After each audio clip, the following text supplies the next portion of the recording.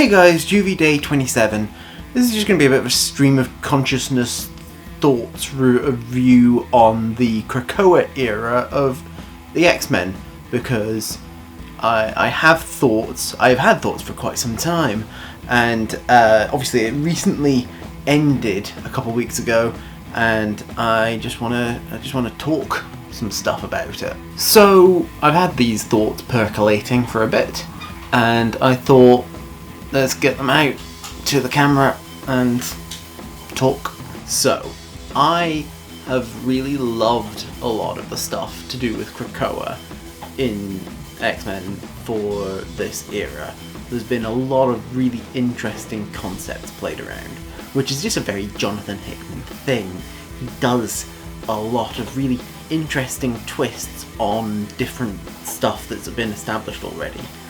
It doesn't always pay off, and I think that to a certain extent that's what's happened in the Krakoa stuff.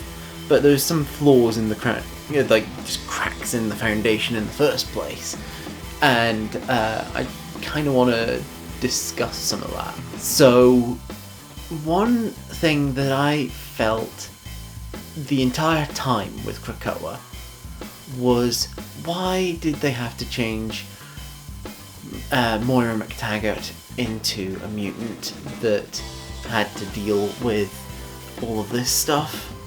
Like, I get that it's their framing story, but I feel that she was more effective as a human ally, as being someone to basically show, yeah, not all of the humans are dicks about it, and she's like, you know, I always felt that she was more effective as a human ally that was a good friend to the X-Men and to Xavier and all of that. And I feel like it cheapened her story in some ways to have this. I know that she's basically been the through line of the entirety of Krakoa's story, but I don't think we needed it, truth be told. I don't think that that was a necessary thing, but even like, it was necessary for the story, but I feel like they didn't need to make the power was certainly necessary for the story. I don't think that they needed to have it be Moira, if that makes sense. Like, just have a new mutant show up or something, and it didn't need to be Moira, who has always been sort of a more loved character as just a normal person. She was a normal person trying to do the right thing. Regardless, that's my feeling on that. Now, I really liked the ideas brought in through the Arako stuff, but one that I did not think that we needed was Apocalypse's secret family. It just, why did we need that? It hasn't really added that much of worth, and I much preferred the idea of him just being like, yeah, well, my ideas are being incorporated into this new mutant nation. Don't really need to be doing my classic villain shit anymore. We can just do something new.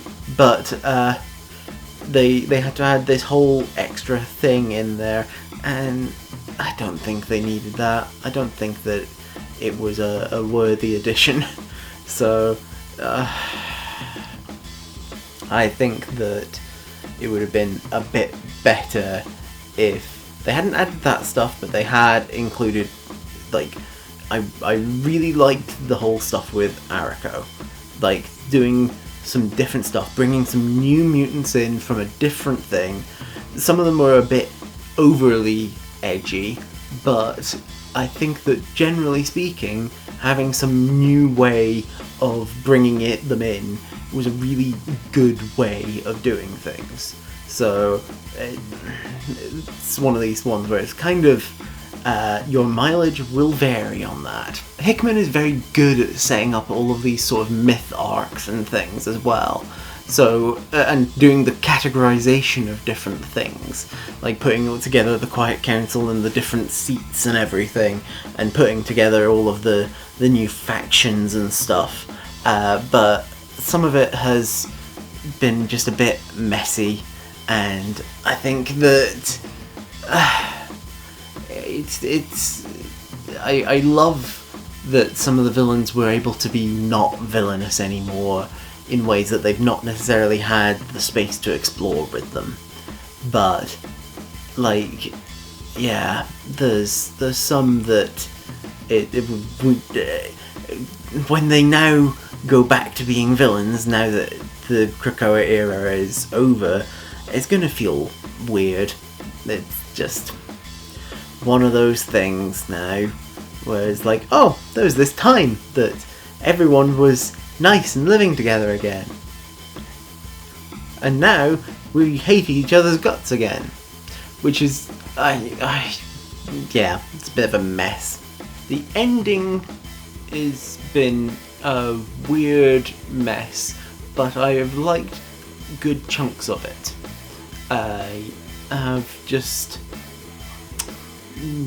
not quite sure what to make of this. That last issue of the Krakoa era, like, the Magneto evolution over the course of the story has been good and sets up some new interesting dynamics moving forward, and I love that we've had Cyclops getting some proper respect for the first time in a while between this and X-Men 97, because, oh my god, I think it was Chris Yost really had a hate boner for Scott for most of the era before Bendis took over for a bit.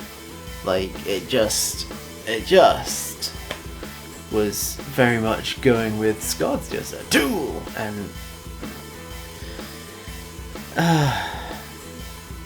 burden of continuity sometimes is annoying, but and yeah, I think that there's some interesting avenues that they've opened up with stuff moving forward. I think that having introduced the new Sinisters is a really good one. The Mother Righteous, Orbis Stellaris, and Dr. Stasis, having those three out in the world again, well, two of them. It's a good way of having some new villains out there. I think having some of the new stuff to do with Orcus was a very good option as well. I'm dubious as to how they're going to pull off some of these, but I think that there's some genuinely good stuff been set up potentially.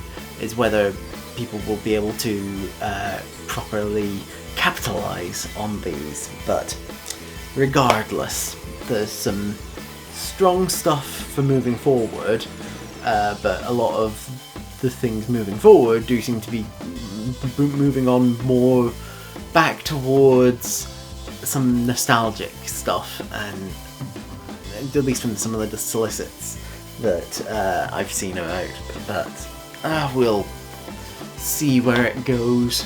I'm a big X-Men fan, have been for a long time, so we'll see where it goes next. Hopefully we get some good stories out of it all, but I would really like it if they would stop reusing the same names of stories, so we don't have to add like a set of brackets with a year afterwards, because of course we've had Inferno from the originals and Inferno in the Krakoa era, and neither of them were actually all that relevant to each other, if that makes sense. And just why? Anyway, that's my thoughts on Krakoa. Let me know in the comments down below what you thought of it. I would love to know, so tell me down there. I hope that you enjoyed this video and that you remember to like and share it and subscribe to my channel. Click on the thumbnails over there to see other videos by me. Click on the link in the description down below to join my Discord, and I'll see you guys tomorrow for the next day of JuV. Oh boy, we're getting close to the end.